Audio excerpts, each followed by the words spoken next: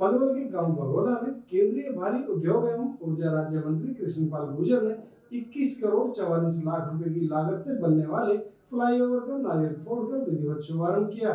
इस मौके पर उनके साथ पलवल विधायक दीपक मंगला, फरीदाबाद से भाजपा विधायक नरेंद्र गुप्ता, पलवल जिला अध्यक्ष चरण सिंह तेवतिया सहित तमाम भाजपा कार्यकर्ता मौजूद रहे। इस अवसर पर केंद्रीय भारी उद्योग एवं ऊर्जा राज्य मंत्री कृष्णपाल गुर्जर ने कहा कि पलवल का गांव भगोला नेशनल हाईवे के दोनों तरफ बसा हुआ है।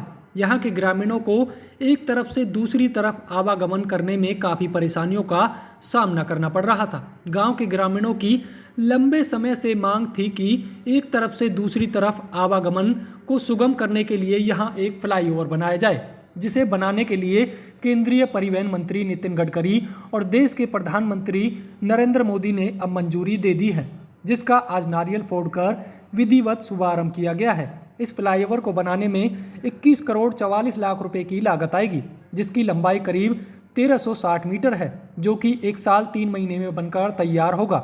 उन्होंने कहा इसके साथ ही ग्रामीणों की यह भी मांग थी कि इस फ्लाईओवर में 2 अंडरपास होने चाहिए, जिसे भी मान लिया गया है।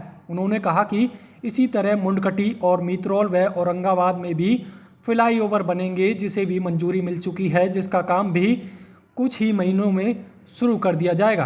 कृष्णपाल गुर्जर ने कहा कि केंद्र और प्रदेश सरकार द्वारा फरीदाबाद लोकसभा क्षेत्र में चहुमुखी विकास करवाया जा रहा है, जिसके चलते लोगों का विश्वास लगातार मोदी और मनोहर की सरकार में बढ़ता जा रहा है। उन्होंने कांग्रेस सरकार पर भी तंज कसते हुए कहा कि वर्ष 2014 से पहले फरीदाबाद लोकसभा क्षेत्र में क्या काम हुए और वर्ष 2014 के बाद फरीदाबाद लोकसभा क्षेत्र में कितना विकास हुआ, इस बारे में भी अब फरीदाबाद लोकसभा क्षेत्र की जनता भली भांति जान चुकी है।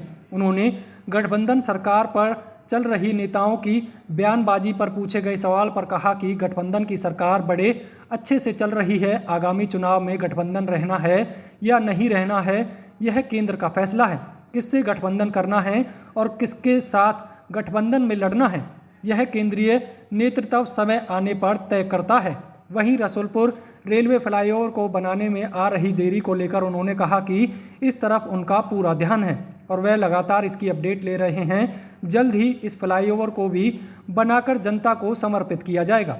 आज बघोला की बहुत पुरानी मांग, क्योंकि बघोला हमारे क्षेत्र का बहुत बड़ा गांव है, ऐतिहासिक गांव है, हाईवे के दोनों तरफ बसा हुआ है। दूसरी तरफ स्कूल है, सीनियर सेकेंडरी स्कूल है, संस्कृत महाविद्यालय है और आबादी भी है, शमशान घाट भी है। तो इसके लोगों को आवागमन एक दूसरी तरफ जाने के लिए बहुत बड़ी समस्या थी। ये वर्षों से इसकी मांग कर रहे थे। मूल प्रोविजन हाईवे के जब डीपीआर बनी तब नहीं था, तो आज इसकी मांग को मांगते हुए नितिन गडकरी जी और प्रधानमंत्री जी ने आज वहां को उसको मंजूर करा के, जिस पर 21 करोड़ 44 लाख रुपए की लागत आएगी, जिसकी 1360 मीटर के करीब इसकी लंबाई है। 1.25 साल का इसका टाइम कंप्लीशन का, लेकिन हम समय से पहले पूरा कराएंगे। तो एक इनकी मांग थी इसी फ्लाईओवर में एक देवली के पास भी एक अंडर पास होना चाहिए और एक नॉर्थ बीम के पास जहाँ से कहाँ जाते हैं, तो वो दोनों भी साथ साथ बनेंगे।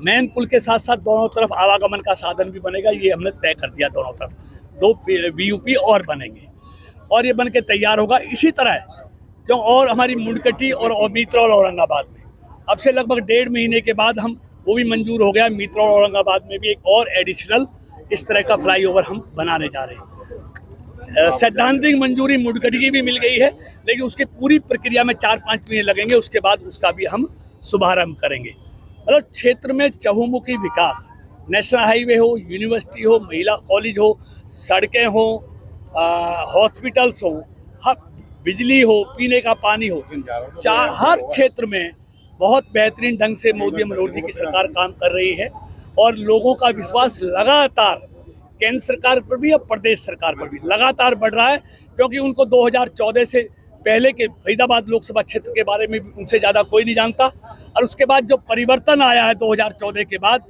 वो भी लोगों के सामने है।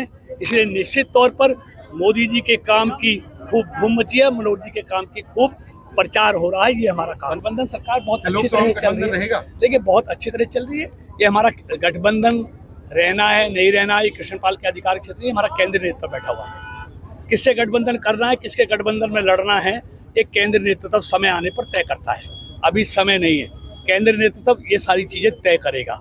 कौन लड़ेगा कौन नहीं लड़ेगा, ये भी हमारी चीफ इलेक्शन कमेटी बनी हुई है। गठबंधन में कोई किसी पर किसी का एहसान नहीं होता। ये गठबंधन समय की जरूरत थी, क्योंकि बीजेपी को पूर्ण बहुमत नहीं मिला था, सबसे बड़ी पार्टी थी, सरकार बनाने का दायित्व बीजेपी पे था, तो समान विचारों के लोगों को किस किस को साथ ले सकते हैं उस समय के अनुसार तय किया। तो 5 साल हम गठबंधन में सरकार चलाएंगे, इसके लिए वो गठबंधन हुआ था। वो भी अपनी पार्टी को मजबूत कर रहे हैं, हम भी अपनी पार्टी को मजबूत कर रहे हैं। ऐसा कौन है जो एक दूसरे पे डिपेंड रहना चाहेगा? वो भी कोशिश करें, हम भी कोशिश करें, वो अपनी पार्टी को मजबूत करें, हम अपनी पार्टी को। सरकार चलाना दूसरा हिस्सा है, पार्टी चलाना दूसरा हिस्सा है। सरकार हम मिलकर चला रहे हैं, बहुत अच्छे सामंजस्य से चला रहे हैं, मिलकर काम कर रहे हैं, जनता के भलाई का दोनों पार्टियां काम कर रही हैं। गठबंधन सरकार अच्छा काम कर रही है, लोगों का विश्वास बढ़ रहा है। मंत्री जी, रसूलपुर आरओ भी अभी तक नहीं बना है, क्या कहोगे? देखिए, मैं लगातार डे टू डे उसकी मॉनिटरिंग करता हूँ, काम चल रहा है, तेजी से चल रहा है, बहुत जल्दी उसे चालू करेंगे।